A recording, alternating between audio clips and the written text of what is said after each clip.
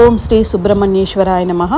నేను ఈరోజు మీకు సుబ్రహ్మణ్య స్వామి గుడిని గురించి చెప్పబోతున్నాను మరియు చూపించబోతున్నాను.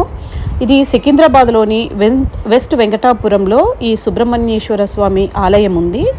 ఇక్కడ విశిష్టత ఏంటి అంటే, మనకు ఏదైనా కోరిక నెరవేరాలి అనుకుంటే ఇక్కడ ధ్వజస్తంభం దగ్గర ఉప్పు మిరియాలు వేసి మన కోరికను చెప్పుకొని 11 ప్రదక్షిణాలు చేసుకోవాలి. మేము కూడా ఈరోజు అదే విధంగా చేశాము.